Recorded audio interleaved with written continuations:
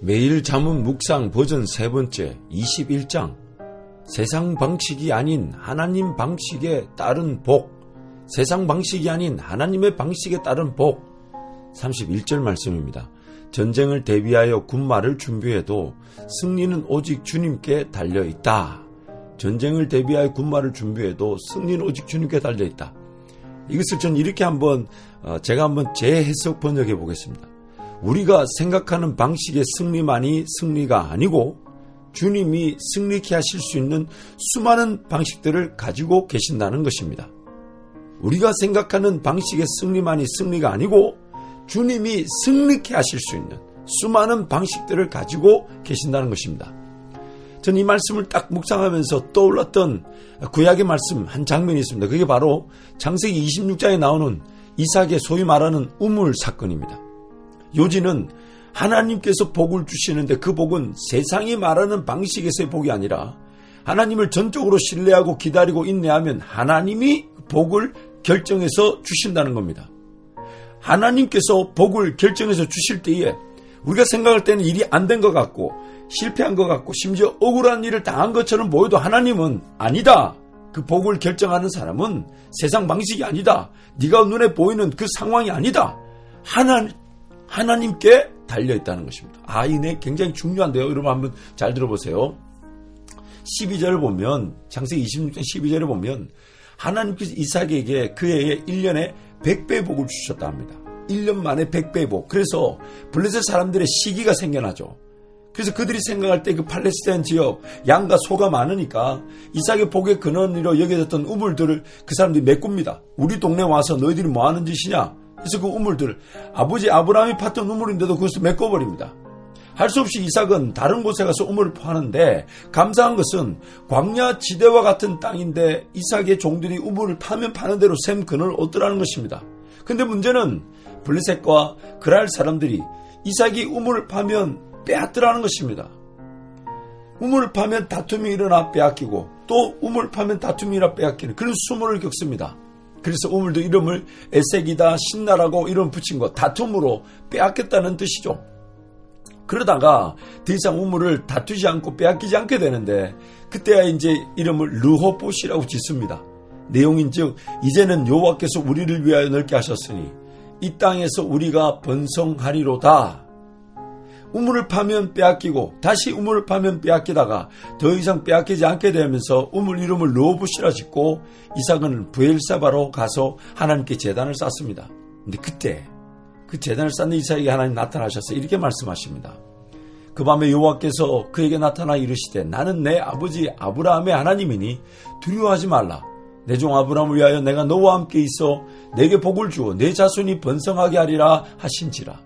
이삭이 그곳에 제단을 쌓고 여호와의 이름을 부리며 거기 장막을 쳤더니 이삭의 종들이 거기서도 우물을 팠더라. 하나님께서 이삭에게 그 제단을 쌓는 이삭에게 말씀하신 내용인즉 이삭아 네가 우물을 파면 빼앗겼다는 걸 나도 안다. 그러니 두려워하지 말라. 어차피 네가 잘되고 형통하고 복을 받는 것은 우물을 파서 우물이 보존되거나 우물이 많고 적음이 아니라 나 여호와 하나님께 달려있는 것이니 너의 복의 결정은 하나님께 달려있는 것이니 상황과 환경에 휘둘리지 말고 걱정하지 말아라.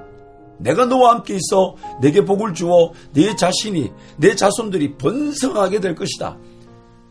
하나님의 말씀의 요지는 이삭이 우물을 빼앗기는 순간에 지켜보고 계셨고 또한 그 우물이 빼앗기는 과정을 통해서 이삭에게 무엇을 가르쳐 주기를 원하셨는가 하면 세상은 복의 근원이 우물이라고 세상 방식이라고 믿지만 하나님의 복은 빼앗기고 빼앗기더라도 하나님께서 복 주시겠다고 하면 반드시 복은 주어지게 된다는 것입니다. 결국 이 사건을 통해 이삭은 복이 상황과 환경에 달려있지 않고 하나님께 달려있다는 것을 알게 되고 깨닫게 됩니다. 하나님께 달려있다. 상황과 환경에 달려있지 않고 하나님께 달려있다. 어떤 상황, 어떤 어려움, 어떤 위기, 어떤 그런 억울함, 실패, 실수. 여러분, 그게 하나님도 모르시지 않아요. 이삭에게 지금 하나님이 가르쳐주고 싶은 것은 그 복의 결정권자가 하나님이시라는 것을 가르쳐주기 원하셨던 겁니다. 그러면서 참으로 놀라운 일들이 이어서 제시됩니다. 우물을 빼앗았던 민족의 그 왕과 군대 장관이 이삭을 찾아와서 하는 말이 한 민족이 한 가정을 찾아와 화친하자고 얘기합니다. 한 가정밖에 되지 않는 이삭에게 한 민족이 화친을 요구하는 겁니다. 아비멜렉이 26절부터 29절 읽어드릴게요. 아비멜렉이 그 친구 아후삭과 군대 장관 비골과 더불어 그랄에서부터 이삭에게로 온지라. 이삭이 그들에게 이르되 너희가 나를 미워하여 나에게 너희를 떠나게 하였거늘 어찌하여 내게 왔느냐. 그들이 이르되 여호와께서 너와 함께 계심을 우리가 분명히 보았으므로 우리의 사이 곧 우리와 너 사이에 맹세하여 너와 계약을 맺으리라 말하였노라. 너는 우리를 해하지 말라. 이는 우리가 너를 범하지 아니하고 선한 일만 내게 행하여 네가 평안히 가게 하였음이니라. 이제 너는 여호와께 복을 받은 자니라. 이삭이 우물을 파면 우물을 빼앗던 자들이 빼앗고 빼앗다가 그들이 본 바가 뭐냐면 야, 저 사람은 자기가 섬기는 하나님이 분명히 함께하고 계시는구나.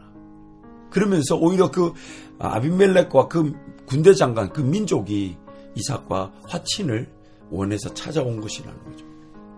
여호와께 복을 받은 자니라. 그래서 이삭은 그들에게 잔치를 크게 베풀어서 실컷 먹인 다음에 돌려보냅니다.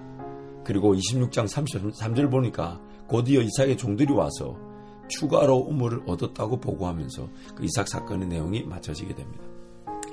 결론적으로 이삭의 우물 사건들을 통해 우리가 갖게 되는 교훈은요. 아니 하나님께서 원하셨던 그러나 우리가 전혀 예상치 못했던 결론은 첫 번째는 세상 사람들은 시기와 질투로 빼앗으려고 했지만 하나님의 사람들로 인해 오히려 시기와 질투가 무색할 만큼 그 지역에 우물들이 더 많아졌다는 겁니다.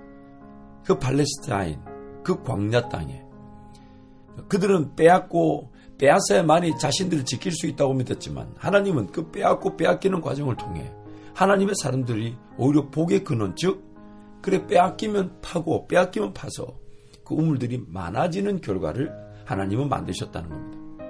두 번째는 빼앗겨서 다시 파고 빼앗기면 다시 파서 그들을 상대하지 않고 인내하기만 한 것인데 오히려 하나님의 복을 이삭이 누리게 되었다는 겁니다.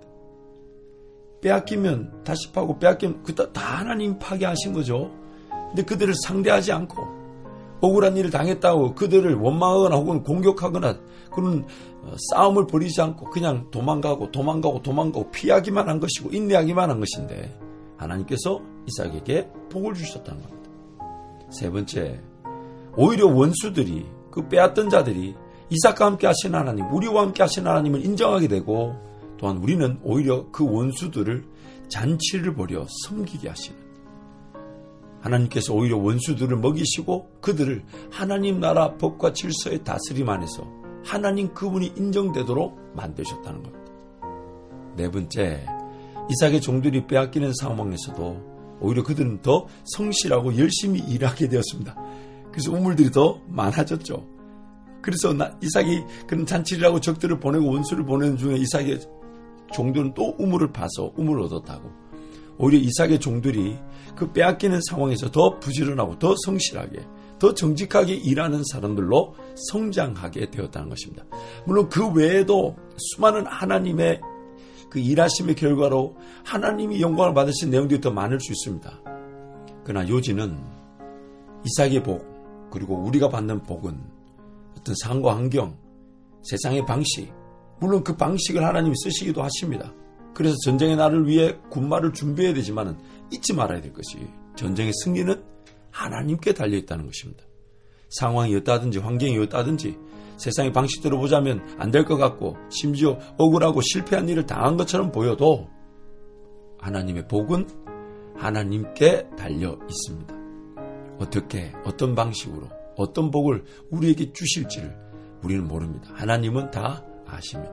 그러므로 하나님 그분을 더 의지하고 그분만 바라보게 되면 하나님의 방식에 따른 복은 그 세상 누구도 막을 수 없고 오히려 세상이 우리가 받는 복을 통해 하나님을 보게 되어 하나님께 영광이 될 것입니다.